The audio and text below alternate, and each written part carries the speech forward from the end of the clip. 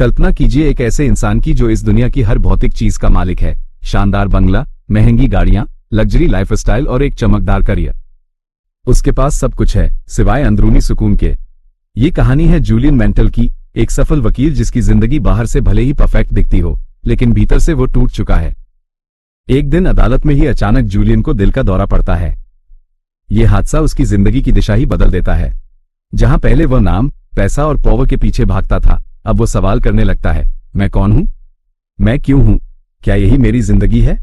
ये किताब वहीं से शुरू होती है जहां अधिकतर लोगों की जिंदगी बदल जाती है। एक झटका, एक रुकावट जो हमें सोचने पर मजबूर कर देती है कि हम जिस रास्ते पर हैं, क्या वह वाकई सही है? The monk who sold his Ferrari कोई काल्पनिक कहानी नहीं है, बल्कि यह एक गहरी आत्मखोज की यात्रा है। एक इंसान अपने सारे ऐशो आराम छोड़कर हिमालय की ओर निकल पड़ता है, जहां वह भारतीय संतों से मिलकर वो ज्ञान हासिल करता है जो आज की तेज रफ्तार दुनिया में लगभग खो चुका है। जूलियन की कहानी हर उस इंसान की कहानी है जो जीवन की भागदौड़ में कहीं खुद को खो बैठा है। ये किताब सिर्फ एक मोटिवेशनल स्पीच नहीं, बल्कि एक अनुभव है। इसमें सिर्फ बातें नहीं हैं, बल्कि अभ्यास हैं, जिनसे आप भी अपने जीवन को बदल सकते हैं। इस कहानी का सबसे दिलचस्प पहलू यह है कि लेखक रॉबिन शर्मा ने इसे किसी बोरिंग उपदेश की तरह नहीं लिखा है। उन्होंने इसे एक संवाद के रूप में बुना है, जैसे कोई करीबी दोस्त आपको अपनी जिंदगी के सबसे गहरे रहस्य सुना रहा है। किताब में वो हर सवाल शामिल है जो एक सामान्य इंसान के मन में आता है। क्या खुशी पैसे से मिलती है? क्या सफलता का मतलब सिर्फ प्रमोशन और बड़ी गाड़ी है? और क्या हम सच में खुद को जानते हैं? ये किताब हमें सिखाती है कि असली दौलत बाहरी नहीं, अंदरूनी होती है। और वो दौलत पाने के लिए जरूरी नहीं कि हम पहाड़ों में चले जाएं, बल्कि हमें अपने भीतर उतरना होता है। The monk who sold his Ferrari की शुरुआत ही इतनी गूढ़ और भावनात्मक है कि पाठक खुद को उस यात्रा का हिस्सा महसूस करने लगता है। ये किताब एक आईना है जो हमें हमारा असली चेहरा दिखाती है, बिना किसी मुखौटे के। तो चलिए इस आध्यात्मिक यात्रा की शुरुआत करते हैं, जहां मंजिल कोई जगह नहीं, बल्कि एक शुद्ध और शांत मन है। Chapter 1, garden of the mind, मन का बगीचा। मानव मन को अगर किसी चीज से तुलना की जाए तो वो सबसे ज्यादा एक बगीचे जैसा लगता है। एक ऐसा बगीचा जिसे या तो सुंदरता, शांति और सुकून से भर दिया जाए, या फिर लापरवाही से उसमें उगाए नकारात्मक सोचों की जंगली घासें उसे बंजर बना दे। The monk who sold his Ferrari में लेखक रॉबिन शर्मा ने मन को गार्डन ऑफ द माइंड कहकर इसकी इसी गहराई को समझाया है। यह अध्याय केवल विचारों की बात नहीं करता, बल्कि यह हमें एक बहुत बड़ी सच्चाई से रूबरू कराता है कि हमारा मन ही हमारी असली दुनिया है। जैसा हम सोचते हैं, वैसा ही महसूस करते हैं और वैसा ही व्यवहार करते हैं, और अंततः वही हमारी किस्मत बनता है। कल्पना कीजिए कि आपके पास एक बहुत ही सुंदर और शांत बगीचा है। उसमें गुलाब हैं, चमेली की महक है, हरियाली है, और हर सुबह उसकी ताजगी से आपका दिन शुरू होता है। लेकिन अगर आप उसमें जरा सी लापरवाही कर दें, कोई देखभाल न करें, पानी देना छोड़ दें, या उसमें उगती जंगली घास को न रोकें, तो क्या होगा? धीरे धीरे वह बगीचा बर्बाद हो जाएगा। सुंदर फूल मुरझा जाएंगे, रंग फीके पड़ जाएंगे और उसकी जगह कांटे और गंदगी घर कर जाएगी। ठीक यही हाल हमारा होता है जब हम अपने विचारों पर ध्यान नहीं देते। हमारे हर विचार को मानिए एक बीज की तरह। अगर हम अच्छे विचार बोते हैं, जैसे कृतज्ञता, आशा, आत्मविश्वास, प्रेम, तो ये विचार सुंदर फूलों की तरह खिलते हैं और पूरे जीवन को महका देते हैं।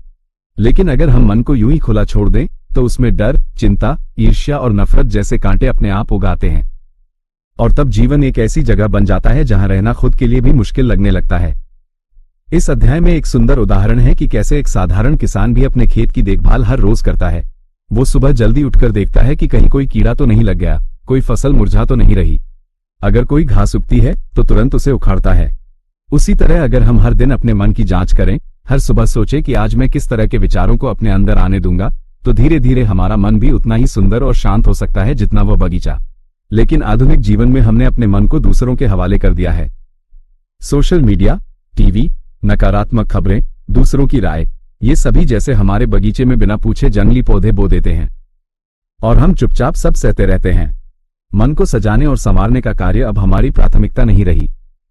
परंतु यही सबसे बड़ी चूक है, क्योंकि जब मन ही स्वस्थ नहीं है, तो शरीर, रिश्ते, करियर और जीवन के बाकी पहलू भी धीरे धीरे बिगड़ने लगते हैं। लेखक हमें यह भी सिखाते हैं कि मन को नियंत्रण में लाने का पहला कदम है चेतनता। हमें यह समझना होगा कि हर एक विचार, हर एक भावना, हर एक प्रतिक्रिया हमारे बगीचे में कुछ न कुछ बो रही है। अगर किसी ने कुछ बुरा कह दिया और हमने उसे मन में रख लिया, तो हमने उस बगीचे में एक जहरीले बीज को जगह दी। अगर किसी की सफलता देखकर हमने जलन महसूस की, तो हमने एक कांटे को खुद अपनी मिट्टी में बो दिया।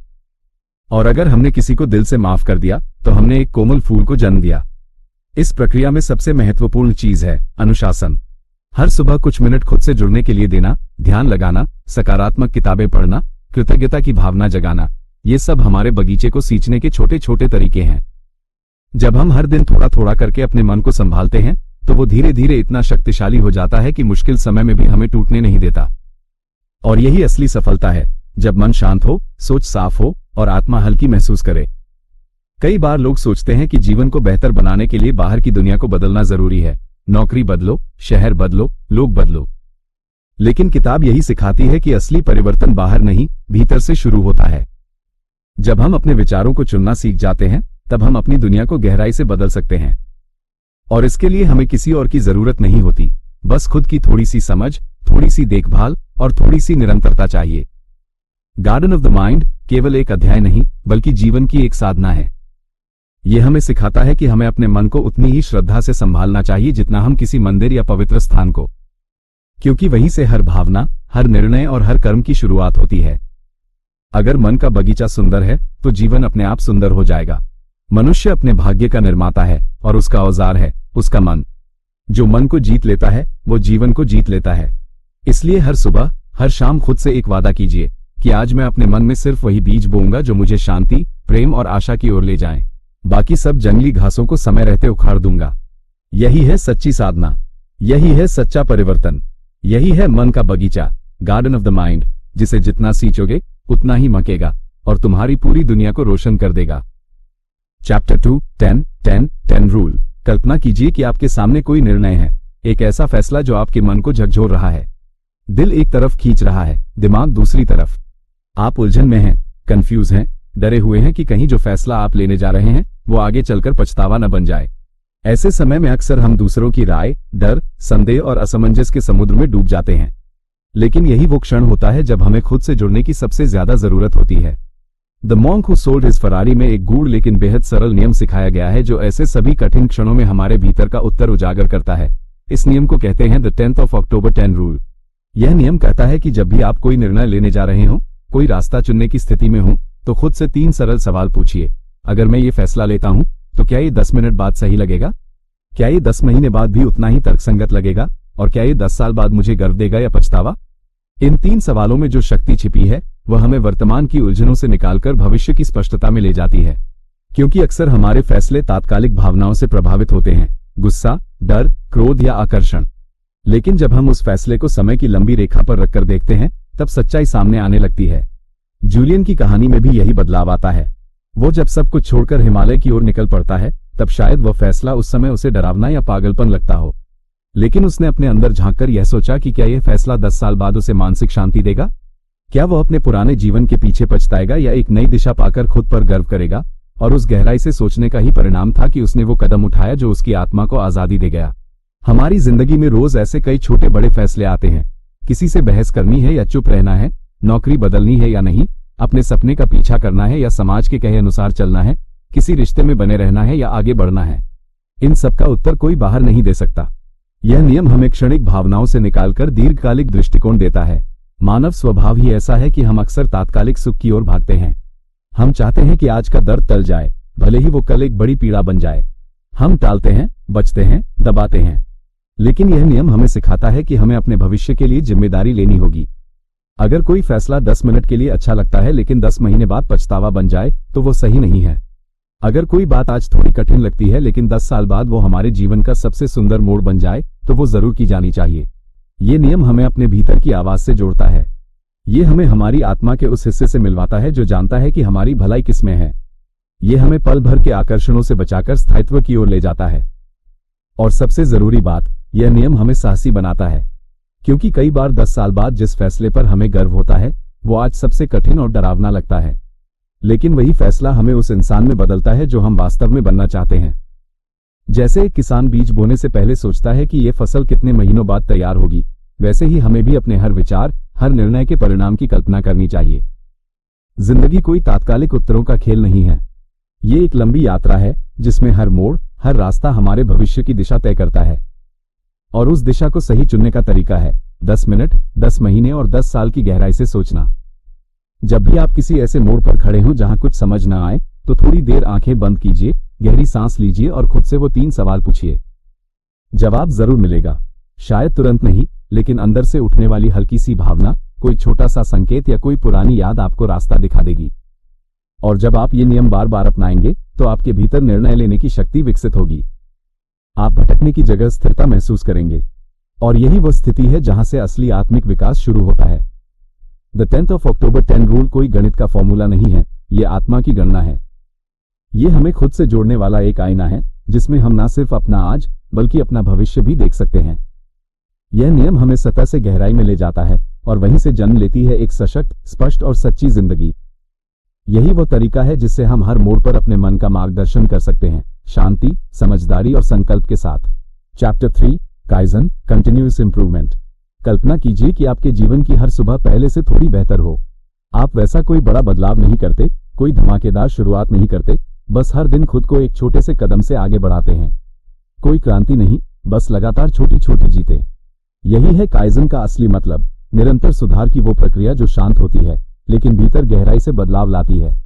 The monk who sold his Ferrari में ये विचार इतने सरल शब्दों में रखा गया है कि लगता है जैसे हम सब इसे जानते थे, लेकिन कभी उस पर ठहरकर ध्यान ही नहीं दिया।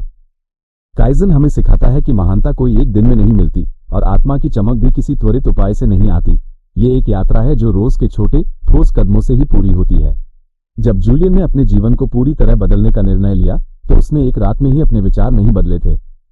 उसने समय लिया, खुद को हर दिन थोड़ा थोड़ा बदलने का संकल्प लिया। उसने अपने मन को हर सुबह कुछ देर ध्यान में रखा, अपने शरीर को योग से मजबूत किया, अपने विचारों को कागज पर उतारा और अपने शब्दों से दूसरों को प्रेरित किया। और ये सब एक बार में नहीं हुआ, ये काइजन की शक्ति थी, वह ताकत जो लगातार चलते रहने में छिपी है। अक्सर हम सोचते हैं कि अगर हमें कोई आदत बदलनी है या कोई नई कला सीखनी है तो हमें बहुत बड़ा प्रयास करना पड़ेगा, लेकिन काइजन कहता है बस शुरू करो, भले ही 1 मिनट से। आज एक पेज पढ़ो, कल 2, पर पढ़ो जरूर। आज एक गलती स्वीकारो, कल उसे सुधारो। आज एक सच बोलो, कल खुद से भी झूठ न बोलो। ऐसा करने से एक समय बाद आप वो व्यक्ति बन जाते हो जिसकी कभी कल्पना भी नहीं की थी। इस विचार में जो सबसे सुंदर बात है वो ये है कि यह हमें तत्काल सफलता की झूठी भूख से निकालकर प्रक्रिया से प्रेम करना सिखाता है। हम में से कई लोग बड़े लक्ष्य तय करते हैं, मैं इतना वजन कम करूंगा, मैं करोड़पति बनूंगा, मैं दुनिया घूमूंगा, और फिर जब वो लक्ष्य थोड़ा भी डगमगाता है तो हम टूट जाते हैं। लेकिन अगर हम खुद से कहें कि आज मैं सिर्फ इतना करूंगा जिससे मैं कल का खुद बेहतर बन सकूं, तो ना कोई डर होता है, ना असफलता, क्योंकि उस स्थिति में जीत हर दिन होती है, भले ही छोटी पर गहरी। काइजन हमें यह भी सिखाता है कि आत्मा की देखभाल भी एक प्रक्रिया है। हर दिन थोड़ी सी शांति, थोड़ा सा मौन, थोड़ा सा दान, थोड़ा सा आत्ममंथन, यही वो रास्ते हैं जो हमें भीतरी संतुलन की ओर ले जाते हैं। ये विचार हमें धैर्य का पाठ भी पढ़ाता है कि सब कुछ एक ही बार में पाने की जरूरत नहीं, बस निरंतर चलते रहना ही असली साहस है। जैसे नदी एक ही बहाव से चट्टानों को काट देती है, वैसे ही हमारा रोजाना का अभ्यास हमारी आत्मा की अशुद्धियों को साफ करता है।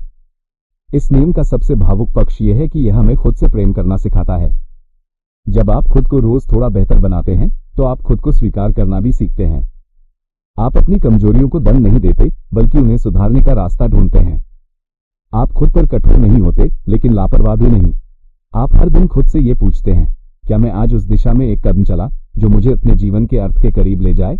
और जब उत्तर हाँ होता है तो दिल के भीतर एक गहराई से संतोष जन्म लेता है। काइजन कोई तकनीक नहीं, ये जीवन जीने का एक तरीका है। ये हमें बताता है कि हम चाहे कितने भी उलझे हुए हों, चाहे कितनी भी गड़बड़ियां हो चुकी हों, अगर हम आज से शुरुआत करें तो कल एक नई दिशा मिल सकती है। कोई भी गिरा हुआ इंसान अगर रोज उठकर एक नया कदम रखे तो वो एक दिन फिर ऊंचाई पर पहुंच सकता है। और ये सोच ही हमें भीतर से मजबूत बनाती है, नतीजों से नहीं, निरंतरता से। अगर आप कभी खुद से हारने लगे, अगर आपको लगे कि आप बहुत पीछे रह गए हैं, तो बस काइजन को याद कीजिए। खुद से कहिए कि मैं आज सिर्फ एक छोटी बात ठीक करूंगा। और यकीन मानिए, जब आप ये करते रहेंगे तो एक दिन आप खुद को वहां पाएंगे जहां आप हमेशा जाना चाहते थे, शांति, उद्देश्य और सच्चे आत्मविश्वास के उस मुकाम पर जो हर बारी सफलता से कहीं ज्यादा कीमती है। Chapter 4 the heart of the rose. जिंदगी के बीच जो सबसे नाजुक, सबसे खूबसूरत और सबसे अनमोल एहसास होता है, उसे पाना आसान नहीं होता। वो एहसास जो आपको भीतर से छू जाए, जो आपको खुद से मिलाए, जो आपको आपकी असली पहचान से जोड़ दे। The monk who sold his Ferrari की सबसे प्यारी सीखों में से एक है the heart of the rose, एक ऐसा अभ्यास जो हमें याद दिलाता है कि असली शांति, सच्चा प्यार और गहरा सुख कहीं बाहर नहीं, बल्कि हमारे भीतर के उस कोमल नाजुक हिस्से में छिपा होता है जिसे हम अक्सर भूल जाते हैं। ये कहानी है उस फूल की, गुलाब की, जो हमारे अंदर खिलता है, लेकिन जिसे देखने और समझने के लिए हमें रुकना पड़ता है, शांत होना पड़ता है और एकाग्र होना पड़ता है। जूलियन पॉल अपने जीवन की सबसे बड़ी सफलता के बाद भी अंदर से टूट चुका था। दुनिया की हर दौलत, हर प्रसिद्धि, हर सुख सुविधा उसके पास थी, लेकिन उसके मन में एक खालीपन था जो भौतिक चीजें भर नहीं सकी। उसके भीतर ऐसा शून्य था जहां कोई खुशी टिकती नहीं थी। एक दिन उसने फैसला किया कि वह अपनी आत्मा की खोज करेगा। इसी यात्रा के दौरान उसने हिमालय की उन पहाड़ियों में द हार्ट ऑफ द रोज का अभ्यास सीखा, जो आज भी हर उस इंसान के लिए एक अमूल्य उपहार है जो अपने भीतर की शांति चाहता है। The heart of the rose, एक सरल अभ्यास। इस अभ्यास की शुरुआत होती है एक साधारण गुलाब के फूल से। कोई मंत्र नहीं, कोई जटिल ध्यान पद्धति नहीं, बस एक फूल। ऐसा फूल जिसे देखना, महसूस करना और समझना होता है। गुलाब की पंखुड़ियां, उसकी नाजुकता, उसका रंग, उसकी खुशबू, ये सब कुछ आपको अपने भीतर की गहराइयों तक ले जाते हैं। जब आप इस अभ्यास को करते हैं तो आपका दिमाग भटकता है। विचार आते हैं, कल की चिंता, भविष्य के सपने, पिछली गलतियां, लोगों की बातें। पर धीरे धीरे जब आप बार बार अपने मन को उस गुलाब की ओर लाते हैं तो एक बदलाव शुरू होता है।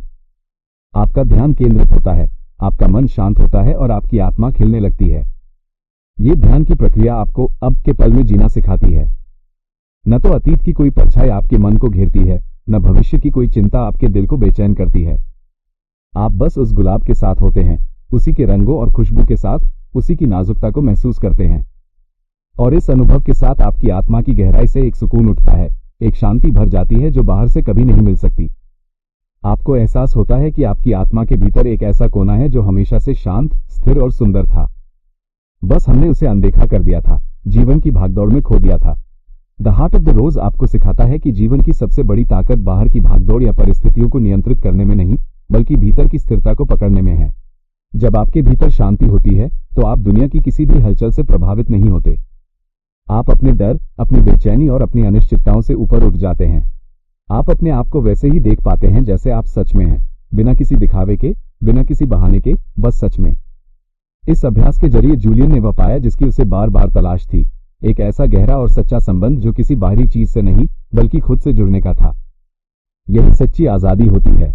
इस दुनिया में जहां हर पल हमारी एकाग्रता भटकती रहती है, जहां ध्यान भटकाने वाली चीजें हर कोने पर खड़ी हैं, द हार्ट ऑफ द रोज हमें ठहराव देता है। ये हमें याद दिलाता है कि हम रोज थोड़ी देर अपने अंदर उस गुलाब के पास बैठ सकते हैं, चाहे आंखें बंद हो या खुली, असली फूल हमारे सामने हो या न हो। बस हमारा मन वही हो जहां सब कुछ रुक जाए, जहां हम खुद से सच्चे मिल सकें। जब हम वहां से उठते हैं तो दुनिया पहले जैसी नहीं दिखती। हमारे भीतर गुलाब की एक छवि, उसकी स्थिरता और उसकी नाजुकता बनी रहती है, और वही छवि हर हलचल में हमारी स्थिरता बनाती है। जैसे जैसे हम इस अभ्यास को गहराई से अपनाते हैं, हमारी जिंदगी में भी वही स्थिरता, वही शांति उतरने लगती है। हम छोटी छोटी बातों में भी पूरी उपस्थिति से जीना सीखते हैं। कोई भी काम हो, बातचीत हो, खाना बनाना हो, चलना हो या बस सांस लेना, हम उसमें पूरी तरह होते हैं।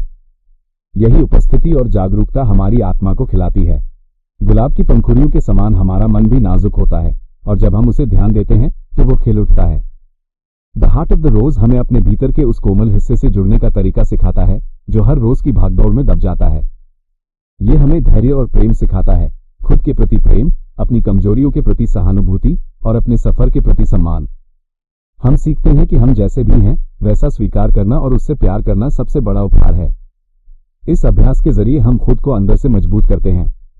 हम जान जाते हैं कि असली खुशी, असली संतोष बाहर से नहीं आते, बल्कि हमारे अपने भीतर के उस नन्हे से फूल से खिलते हैं, जिसे हम रोज थोड़ा थोड़ा पोंछते हैं। इस फूल की देखभाल में हमारी आत्मा की खुशी छिपी होती है, और जब हम इस फूल को समझने लगते हैं तो जीवन के हर अनुभव में भी सुंदरता और शांति देखने लगते हैं। इसलिए द हार्ट ऑफ द रोज सिर्फ एक ध्यान अभ्यास नहीं, बल्कि जीवन का एक तरीका है। यह हमें सिखाता है कि किसी भी परिस्थिति में हम अपने भीतर की स्थिरता को खोज सकते हैं। हम अपने भीतर के गुलाब को देखकर, उसकी नाजुकता और खूबसूरती को महसूस करके हर दिन थोड़ा बेहतर, थोड़ा शांत, थोड़ा प्रेमपूर्ण बन सकते हैं। यही वो सीख है जो जूलियन ने पाया और जो हम सबके लिए एक अमूल्य तोहफा है। Chapter 5, selfless service. निस्वार्थ सेवा का मतलब है बिना किसी स्वार्थ या व्यक्तिगत लाभ की इच्छा के दूसरों की मदद करना। ये केवल एक कार्य नहीं, बल्कि एक जीवन दर्शन है जो इंसान को अंदर से बदल देता है और उसे सच्ची खुशी, शांति और संतोष का अनुभव कराता है। इस दुनिया में जहां हर कोई अपने स्वार्थों में उलझा हुआ है, निस्वार्थ सेवा एक ऐसा प्रकाश है जो हमारी आत्मा को जगाता है और हमें हमारी असली पहचान से जोड़ता है। जब हम निस्वार्थ सेवा करते हैं तो हम अपने भीतर के सबसे बड़े अहंकार को छोड़ देते हैं। हम समझ जाते हैं कि हम सिर्फ अपने लिए नहीं हैं, बल्कि एक बड़े समाज और ब्रह्मांड का हिस्सा हैं। सेवा का मतलब केवल दूसरों की भौतिक मदद करना नहीं है, बल्कि उनका दुख समझना, उनके लिए समय निकालना, उनके लिए अपने मन को खोलना भी है। यह एक ऐसा कर्म है जो बिना किसी अपेक्षा के किया जाता है। जब हम किसी की मदद करते हैं और उससे कोई बदला या धन्यवाद पाने की इच्छा नहीं रखते, तब हमारा कर्म सबसे पवित्र और सबसे सच्चा होता है। निस्वार्थ सेवा की शक्ति को समझना बहुत जरूरी है, क्योंकि यह हमें सिखाती है कि जीवन में सबसे बड़ा सुख दूसरों की खुशी में है। जब हम अपने स्वार्थों को पीछे छोड़कर दूसरों की मदद करते हैं, तो हमारा दिल एक अद्भुत आनंद से भर जाता है, जो किसी भी सांसारिक सुख से कहीं गहरा होता है। सेवा का अर्थ सिर्फ बड़े कामों में ही नहीं है। कभी कभी एक छोटा सा मुस्कुराना, एक सहायक हाथ, एक सुनने वाला कान भी निस्वार्थ सेवा का हिस्सा होता है। ये छोटे छोटे कर्म जब दिल से किए जाते हैं तो वे हमारे भीतर एक गहरा परिवर्तन लाते हैं। जूलियन पॉल की कहानी में भी यह बात साफ नजर आती है कि जब उन्होंने अपने स्वार्थ को त्याग कर दूसरों की भलाई के लिए काम करना शुरू किया, तो उनके जीवन में शांति और आनंद लौट आया। निस्वार्थ सेवा हमारे अंदर की सबसे गहरी ऊर्जा को जगाती है। ये हमें सिखाती है कि हम अपनी सीमाओं से बाहर निकलकर एक बड़े उद्देश्य का हिस्सा हैं। जब हम सेवा करते हैं तो हम अपने भीतर के भय, लालच और घमंड को दूर करते हैं। इस प्रक्रिया में हमारा मन शुद्ध होता है, हमारा हृदय खुलता है और हमारी आत्मा मजबूत होती है। सेवा हमें सिखाती है कि सच्ची शक्ति और सम्मान हमारे कर्मों से आता है, न कि पद या दौलत से। निस्वार्थ सेवा का मार्ग और उसका आशीर्वाद। सेवा का मार्ग आसान नहीं होता। कभी कभी हमें दूसरों की नकारात्मकता, उनकी समस्याओं और तकलीफों का सामना करना पड़ता है। लेकिन निस्वार्थ सेवा में धैर्य और करुणा का बड़ा महत्व होता है। जब हम दूसरों के दर्द को समझते हैं और उनके लिए बिना किसी शिकायत के काम करते हैं, तब हमारा दिल और भी बड़ा होता है। ये सेवा न केवल दूसरों के लिए वरन हमारे लिए भी एक आशीर्वाद बन जाती है, जो हमें अंदर से खिलाती है। सेवा से मिलने वाला आनंद अस्थायी नहीं होता। यह वह आनंद है जो हमारी आत्मा की गहराई से उठता है। जब हम सेवा के द्वारा किसी की जिंदगी में खुशियां लाते हैं, तो हमारे अंदर भी खुशियों का सागर उमड़ पड़ता है। यही आनंद हमें जीवन की चुनौतियों का सामना करने की ताकत देता है। यही आनंद हमें बताता है कि हमारा जीवन एक बड़े उद्देश्य से जुड़ा है। निस्वार्थ सेवा हमें यह भी सिखाती है कि हम सब एक हैं। चाहे हमारी जाति, धर्म, भाषा या संस्कृति कुछ भी हो, सेवा का मार्ग हमें मानवता के उस एक सूत्र से जोड़ता है जो सभी को जोड़ता है। ये सेवा हमें अपनी सीमाओं से ऊपर उठकर सोचने और जीने की क्षमता देती है। हम सीखते हैं कि असली बदलाव अपने भीतर से शुरू होता है और सेवा के जरिए हम अपने भीतर के अंधकार को दूर कर एक नई रोशनी जगा सकते हैं। जूलियन की कहानी में सेवा की यह शक्ति एक बड़ी प्रेरणा के रूप में उभरती है। जब वह अपनी दौलत, अपनी मशहूरी और अपने आराम को छोड़कर सेवा के रास्ते पर चलता है, तो उसे सच्ची शांति मिलती है। वो समझ जाता है कि असली खुशी केवल खुद को पाने में नहीं, बल्कि दूसरों को देने में है। ये सेवा न केवल उसकी जिंदगी बदल देती है, बल्कि उसे एक बेहतर इंसान बनाती है। अंततः निस्वार्थ सेवा हमारे जीवन का सबसे बड़ा उपहार है। ये हमें सिखाती है कि जब हम दिल से सेवा करते हैं, तो हम अपने भीतर की सबसे खूबसूरत ऊर्जा को जागृत करते हैं। ये सेवा हमें अंदर से संतुष्ट करती है, हमें सच्चे सुख का अनुभव कराती है और हमें जीवन की गहरी समझ देती है। इसलिए सेवा को अपनाना केवल एक कर्म नहीं, बल्कि एक जीवन शैली बनानी चाहिए। यही वो मार्ग है जो हमें सच्चे अर्थ में पूर्णता और शांति की ओर ले जाता है। Chapter 6, the ancient rule of 21। हमारे जीवन में आदतों का बहुत बड़ा महत्व होता है। जो आदतें हम बनाते हैं, वे हमारे भविष्य को आकार देती हैं। लेकिन आदतें अचानक नहीं बनती, वे धीरे धीरे, लगातार अभ्यास और पुनरावृत्ति से बनती हैं। जूलियन पॉल की कहानी में इस बात को समझाने के लिए एक प्राचीन नियम बताया गया है, जिसे द एंशिएंट रूल ऑफ 21 कहा जाता है। इस नियम के अनुसार किसी भी नई आदत को हमारे जीवन में स्थायी रूप से बसाने के लिए कम से कम 21 दिन लगते हैं। यह नियम न केवल जीवन में बदलाव लाने के लिए प्रेरणा देता है, बल्कि हमें धैर्य और संयम के साथ अपने लक्ष्यों की ओर बढ़ने का साहस भी देता है। जब हम किसी नई आदत को अपनाने का निर्णय लेते हैं, तो शुरुआत में वह हमारे लिए कठिन लगती है। हमारी पुरानी आदतें इतनी मजबूत होती हैं कि वे हमें पीछे खींचने लगती हैं। लेकिन अगर हम 21 दिनों तक लगातार उस नई आदत को करते रहें, तो वो हमारे भीतर बैठ जाती है और धीरे धीरे हमारे जीवन का हिस्सा बन जाती है। ये प्रक्रिया जूलियन की यात्रा में एक महत्वपूर्ण मोड़ साबित होती है, क्योंकि इसी नियम की मदद से वह अपने जीवन में सकारात्मक बदलाव लाने में सफल होता है। सफलता की कुंजी, निरंतर प्रयास। यह नियम हमें यह सिखाता है कि सफलता एक दिन में नहीं मिलती, बल्कि निरंतर प्रयासों से मिलती है। जब हम हर दिन अपने आप से कहते हैं कि मैं ये कर सकता हूं, मैं इसे 21 दिन तक करूंगा, तो हमारे मन में दृढ़ता और विश्वास पैदा होता है। इसी विश्वास के बल पर हम अपनी पुरानी आदतों को छोड़कर नई आदतों को गढ़ते हैं। जूलियन ने इस नियम को अपने जीवन में लागू किया और उसने जाना कि हर बड़ा बदलाव छोटे छोटे कदमों से ही संभव है। द एंशिएंट रूल ऑफ 21 हमें यह भी समझाती है कि जब हम किसी आदत को पूरी निष्ठा से 21 दिन करते हैं, तो हमारा मन उस आदत को अपनी पहचान के रूप में स्वीकार कर लेता है। ऐसा इसलिए होता है क्योंकि हमारा मस्तिष्क दोहराव को पहचानता है और उसे व्यवहार में बदल देता है। यह नियम हर उस व्यक्ति के लिए प्रेरणादायक है जो अपने जीवन में बेहतर बदलाव लाना चाहता है, चाहे वो स्वास्थ्य सुधार हो, मानसिक शांति पाने की कोशिश हो या व्यक्तिगत विकास का सफर। जीवन के हर क्षेत्र में मार्गदर्शक। जूलियन की कहानी में यह नियम न केवल आदतों के निर्माण में, बल्कि जीवन के हर क्षेत्र में सफलता पाने के लिए मार्गदर्शक साबित होता है। वो जानता है कि अगर वो रोजाना ध्यान, व्यायाम, सकारात्मक सोच और सेवा जैसे कामों को लगातार 21 दिनों तक करता रहेगा, तो ये आदतें उसके चरित्र का हिस्सा बन जाएंगी और उसकी जिंदगी में स्थायी बदलाव आएगा। इसी सोच ने उसे एक नया जीवन दिया, जो पहले से कहीं अधिक संतुष्ट और खुशहाल था। इस नियम की सबसे बड़ी ताकत यह है कि यह हमें धैर्य रखना सिखाता है। आज के दौर में जहां सब कुछ तुरंत चाहिए, यह नियम हमें यह याद दिलाता है कि असली बदलाव समय मांगता है। जब हम 21 दिन के नियम को समझकर चलते हैं, तो हम अपने जीवन में स्थायी सुधार कर पाते हैं। यह नियम हमें यह भी सिखाता है कि निरंतरता सफलता की कुंजी है। कई बार लोग शुरुआत में तो बहुत उत्साहित होते हैं, लेकिन थोड़े ही दिन बाद हार मान लेते हैं। लेकिन अगर हम 21 दिन तक लगातार प्रयास करते रहें, तो हमारा मन और शरीर दोनों उस आदत को स्वीकार कर लेते हैं और फिर वह आदत हमें छोड़ती नहीं। यही वजह है कि जूलियन ने अपनी पुरानी आदतों को छोड़कर नई आदतों को अपनाने के लिए इस नियम का पालन किया और जीवन में सच्ची खुशियां पाई।